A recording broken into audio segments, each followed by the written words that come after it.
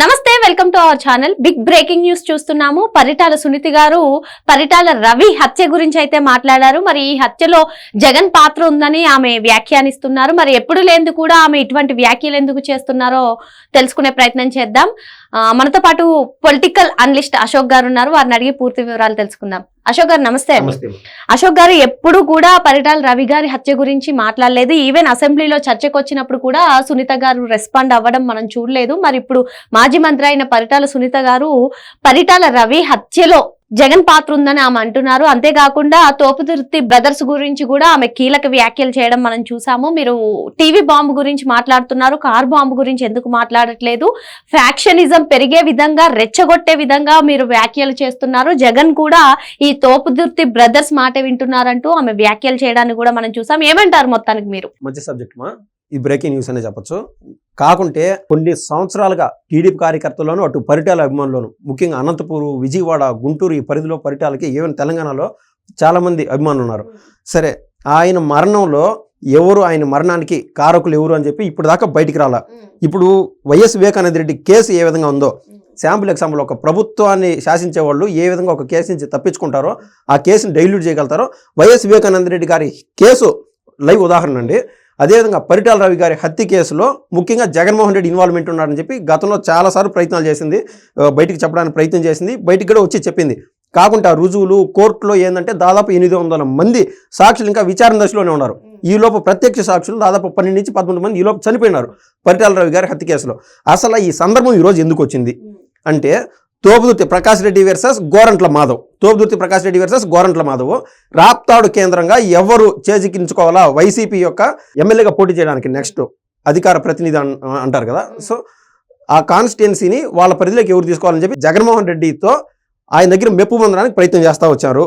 ఈ దశలో గోరంట్ల మాధవ్ వచ్చి మాది కురబ కులం, కురబ కులస్తులు ఇక్కడ ఎక్కువ ఉన్నారని చెప్పి ఈ ప్యాటర్న్లో రాజకీయం చేస్తూ ఉంటే, జగన్మోహన్ రెడ్డికి ఇంకా అత్యంత సన్నిహితంగా మెలిగేదానికి తోపుదుర్తి ప్రకాష్ రెడ్డి ఏం చేస్తున్నాడు, హత్యా రాజకీయాల్లో వెలికి తీస్తున్నాడు. హత్యా రాజకీయాలు ఆయన ముఖ్యంగా నిందింది టీవీ బాంబు కేసులో పరిటాల ఫ్యామిలీ ఉంది, పరిటాల రవి ఫ్యామిలీ ఉంది అన్నారు.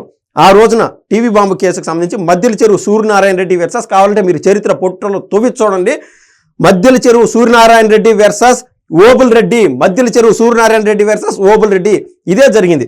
ఆ రోజు వాళ్ళిద్దరి మధ్య అంటే బాగా స్నేహంగా మెలిగేవాళ్ళు, అటు ఓబుల్ రెడ్డి కానీ మద్దిల చెరువు సూర్యనారాయణ రెడ్డి కానీ, వాళ్ళిద్దరి మధ్య జరిగిన ఇంటర్నల్ క్లాష్లో టీవీ బాంబులో ఆయన చనిపోవడం జరిగింది. పరిటాల రవి గారికి ఇటువంటి సంబంధం లేదు.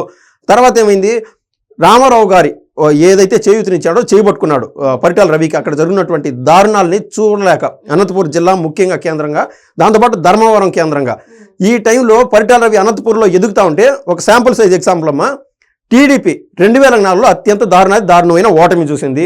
27 సీట్లు గెలిచింది. ఆ 27 సీట్లో ఏకంగా 7 సీట్లు అనంతపూర్లో గెలిచిందంటే కేవలం పరిటాల రవి గారు చలవే. 14 సీట్లలో 7 సీట్లు గెలవడం, అంత స్ట్రాంగ్ నాయకుడు పరిటాల రవి. అతను టీడీపీలో నెంబర్ 2గా చెప్పుకోవచ్చు. ఆ టైంలో అతన్ని ఏ విధంగా అయినా చంపాలని చెప్పి ఏం చేశారు, కారు బాంబు పెట్టారు. అంటే సూట్ కేసులో బాంబు పెట్టి కారు కింద వేయడం ఒకటి, దాంతోపాటు కారులో ఆల్రెడీ ఫిట్ చేసిన బాంబులు కూడా పెట్టారు. ఆ రోజున ఈటీవీ వాళ్ళు, పేపర్ వాళ్ళు దాదాపు 18 మంది చనిపోయినారు. పరిటాల రవి ఆ రోజున తప్పించుకోవడం జరిగింది. దానిపైన కూడా అంటే కేసు జరుగుతూనే ఉన్నది. తర్వాత 2004లో రాజశేఖర రెడ్డి గారు ముఖ్యమంత్రి అయిన తర్వాత ఈ కేసు ఎట్టబోయిందో, అంటే కారు బాంబు కేసు ఎట్టబోయిందో తెలియదు. సరే, బతుకు జీవుడు అంట క్యాడర్ అంతా ఏం చేశాడంటే పరిటాల రవి గారు ఒక సింహం లాగా చమన్ని కావచ్చు, అదేవిధంగా పోతుల సురేష్ని కావచ్చు, వీళ్ళని గుజరాత్కి బయట రాష్ట్రాలకు పంపించేశాడు, మహారాష్ట్రకి. కానీ ఒక సింహంలాగా ఆయన ఒక్కడే ఇండివిజువల్గా నిలబడి ఫైట్ ఇద్దామని చెప్పి ప్రాణం పోతుందని నాకు తెలుసు అని ఆ రోజుల్లో మా టీవీ మెయిన్గా ఛానల్స్ నడిపేది, మా టీవీ న్యూస్ కూడా నడిపేది. ఆ ఛానల్ కేంద్రంగా మనం చూస్తే అర్థమవుతుంది పరిటాల రవి గారు చెప్పిన విషయం. నేను ఖచ్చితంగా ఒక సంవత్సరంలో చనిపోతాను, నన్ను ఎలిమినేట్ చేయాలని చెప్పి రాజశేఖర రెడ్డి పేరు కంటే ముఖ్యంగా అండి జగన్మోహన్ రెడ్డి పేరు చెప్పినాడు పరిటాల రవి. జగన్మోహన్ రెడ్డి అండ్ బ్యాచ్, జగన్మోహన్ రెడ్డి మంగళకృష్ణ సహకారంతో ఆల్రెడీ జైల్లో ఉన్నాడు. ఎవరు, మద్దిల చెరువు సూర్యనారాయణ రెడ్డి.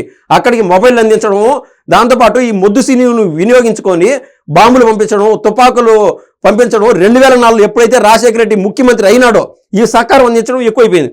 అంటే పరిటాల రవి గారు ఎన్నో చూశారు. అంటే ఒక 15 ఏళ్ల నుంచి ఎన్నో, అంటే ఓబుల్ రెడ్డి మా ఆడబిడ్డలు తీసుకెళ్ళిపోయి మానభంగం చేసేటాలు, చిన్నపిల్లల్ని చంపేటాలు, ఆల్రెడీ పెళ్ళైన వాళ్ళని కూడా వాళ్ళ భార్యల్ని చెరబట్టడాలు ఇవన్నీ చేసినాడు. ఇవన్నీ చూసినప్పుడు ఏం చేస్తారు, ప్రతిఘటించాడు.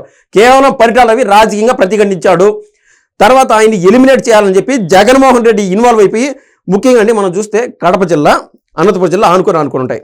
పులివెందులను ఆనుకొని తాడిపత్రి ఉంటుంది. తాడిపత్రి, ధర్మవరం, ఈ యొక్క రాప్తాడు, పెనుకొండ ఇవన్నీ ఆనుకొని ఉంటాయి.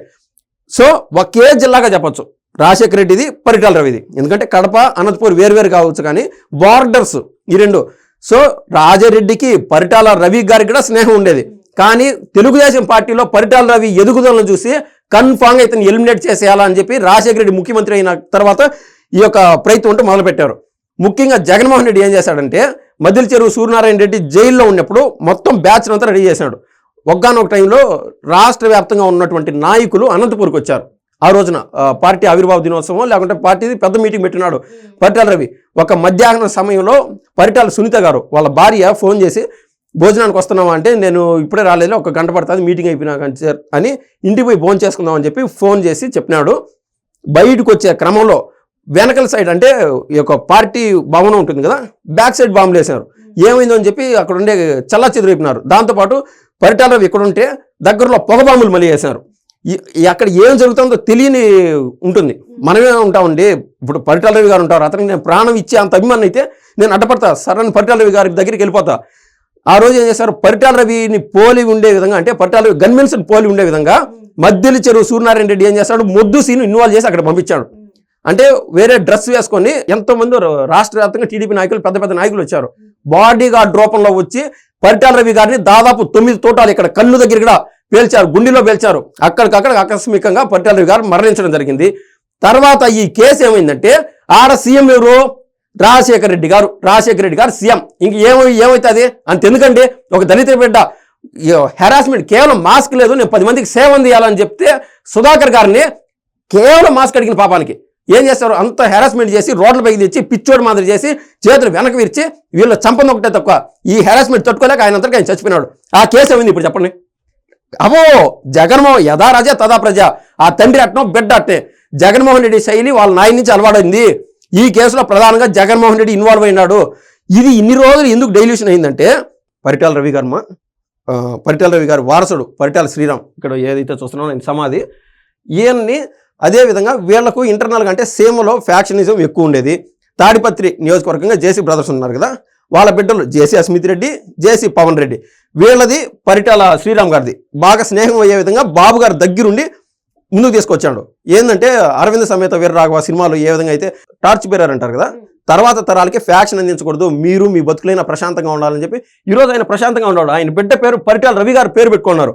అట్లా కాకుండా వాళ్ళ తండ్రిని చెప్పిన వాళ్ళు ఎవరు చెప్పినారు అని చెప్పి ఈయనగాన ఇదే రాజశేఖర రెడ్డి పోకడతో బాబు గారు సహకారం తీసుకొని కన్నా మళ్ళీ నింటే మొత్తం ఫ్యాక్షన్ అల్లోకల్లోలంగా ఉన్నాడు. ఎందుకంటే జగన్మోహన్ రెడ్డి గట్టి మనిషే, వీళ్ళు గట్టి ఫ్యామిలీనే, ఫ్యాక్షన్ నిజంగా ఉండేది. కానీ ఇప్పుడు తోపుదుర్తి ప్రకాష్ రెడ్డి కావాలని ఎన్ని వెలికి తీసి మాట్లాడుతున్నాడు కదా. జగన్మోహన్ రెడ్డి ఆల్రెడీ సిబిఐ కేసులు, ఈడీ కేసులు, సిఐడి కేసులు అన్ని ఎదుర్కొంటా ఉన్నాడు. ఈ మధ్య మనం చూస్తున్నాం, ప్రతి మంత్రి చేసినటువంటి అవినీతి వెనకాల జగన్మోహన్ రెడ్డి ఖచ్చితంగా ఉన్నాడు. ఆయన ఏ రోజు జైలుకు పోతాడని చెప్పి టెన్షన్లో యలహంక ప్యాలెస్కి పోతున్నాడు. కొరివితో తల్లగొక్కున్నట్టయింది. పరిటాల రవి గారి హత్య కేసు ఖచ్చితంగా బయటకు వస్తుంది. ఈ కేసులో జగన్మోహన్ రెడ్డి ఖచ్చితంగా జైలుకంటూ పోతాడు. నేనేమంటానంటే, దీంట్లో ఖచ్చితంగా జగన్మోహన్ రెడ్డి ఇన్వాల్వ్మెంట్ ఎందుకు ఉంది అంటానంటే, మద్దిల చెరువు సూర్యనారాయణ రెడ్డి జైల్లో ఉన్న అతను ఏ విధంగా మరణించాడు, బయటకు వచ్చినప్పుడు భానుప్రకాష్ రెడ్డి చంపేశాడు. దానికంటే ముందు మద్దిల చెరువు సూర్యనారాయణ రెడ్డి ఎవరిని వాడుకున్నాడు అంటే మొద్దు సీను అని అతను వాడుకున్నాడు. ఆ మొద్దు సీను ఎటువంటి వాడంటే, ఇక్కడ ఒంగోలు జిల్లాకు సంబంధించిన మొద్దు సీను హైదరాబాదులో అడుగు పెట్టడానికి ఒక ఇది ఏదైతే ఉంటుందో టిప్పరు లారీ అంటారో దాని ద్వారా వచ్చి హైదరాబాదు హైవేలో దిగి తర్వాత ఒక కారుని ఆపి, ఏది లిఫ్ట్ ఇస్తారని ఆపుకున్నా అంటే నడి రోడ్డుకు పోయి ఆపి ఆ కారు డ్రైవర్ని చంపి తన దండం మొదలు పెట్టాడు ముద్దుసీను. అటువంటి హిస్టరీ ముద్దుసీనుది. సరే, ఏమైనా కూడా పరిటాల రవి గారిని చంపేశాడు, ముద్దుసీను జైల్లో ఉన్నాడు. ఆ సమయంలో ఈ మ్యాటర్ ఎక్కడ బయటకు వస్తాదో అని చెప్పి ఆయన నిద్రపోతా ఉంటే డంబులు తీసుకొని కొట్టి మరీ చంపేశాడు ఓం ప్రకాష్ అనే అతను. ఆ ఓం ప్రకాష్ కూడా ఒక 4 ఏళ్ళ తిరగకముందే అదేందో వ్యాధితో చచ్చిపోయినాడని చెప్పి అసలు బయటికే రాదు ఈ విషయం. దీనికి సాక్షాత్ ఆర్ఎస్ ప్రవీణ్ కుమార్, తెలంగాణలో ఉన్నటువంటి బీఆర్ఎస్ నేత ఆర్ఎస్ ప్రవీణ్ కుమార్ గారు కూడా సాక్ష్యం. ఇంతమంది ఇన్వాల్వ్ అయినారు. తర్వాత ఓం ప్రకాష్ చనిపోయిన తర్వాత బయట ఉన్నటువంటి భాను ఆయన ఎక్కడ ఉన్నాడో, ఏ జిల్లా ఉన్నాడో కూడా తెలియదు. ఈ విషయాలన్నీ భాను ప్రకాష్ కూడా తెలుసు. ముద్దుసీను చంపేసింది భానునే. ఈ విషయాలన్నీ బయటకు రాలేదంటే మొత్తం కీలక సూత్రధారి జగన్మోహన్ రెడ్డి. అంతెందుకంటే కోడికత్తు కేసు శాంపుల్ ఎగ్జాంపుల్. కోడికత్తి కేసు శాంపుల్ ఎగ్జాంపుల్. జగన్మోహన్ రెడ్డిని ఒక అతను ఆయన పైన అభిమానంతో ఇక్కడ పొడిచాను అని చెప్పినాడు. విక్టిమ్ ఎవరు ఇక్కడ? జగన్మోహన్ రెడ్డి అనే అతను విక్టిమ్. సో ఈ కేసు కోర్టు పరిధిలో ఉన్నప్పుడు నువ్వు ఈ మాదిరిగా హింసకు గురైనావు, నువ్వు గాయపడినావు కదా, వచ్చి కోడికత్తి సీను పైన ఏం జరిగిందో చెప్పు, ఆయనకి ఎగెన్స్ట్గా చెప్పు అని లాయర్లు పిలచడం, జడ్జి పిలవడం జరుగుతుంది. ఏ ఒక్కరోజు వెళ్ళి కోడికత్తి సీనుకి ఎదురుగా ఒక మాట మాట్లాడినాడు కాదు జగన్మోహన్ రెడ్డి. ఎందుకంటే కోర్టుకు పోతే నిజాలు అక్కడ బయటపడతాయి, చిక్కిపోతాడు. విక్టిము నాకు గాయం పడినానండి అని చెప్పుకోవాలి కదా కోర్టుకి. ఎందుకంటే ప్రధాన సూత్రధారి జగన్మోహన్ రెడ్డి. కోడికత్తి సీను కూడా దళితుడమ్మా. దళితులపైన వీళ్ళు నా ఎస్సీలు, నా బీసీలు, నా ఎస్టీలు అంటా ఉంటే ప్రతిసారి వీళ్ళ చెప్పే కులం మతం మాత్రం నా మైండ్కి ఎక్కేసింది. మొత్తం తప్పంతా వైసీపీది, నన్ను క్షమించండి కుల మతాల పేరు నేను ఎత్తినందుకు. మరి మొత్తానికి పరిటాల రవి గారి హత్య కేసులో జగన్ పాత్ర ఉందని చెప్పి సార్ చెప్తున్నారు. మరి సిబిఐ ఈడీ కేసులో అరెస్ట్ అయ్యే దానికన్నా ముందే ఈ కేసులో జగన్ అరెస్ట్ అవ్వడం ఖాయం అని చెప్పి సార్ చెప్తున్నారు. థ్యాంక్ యూ అండి అశోక్ గారు.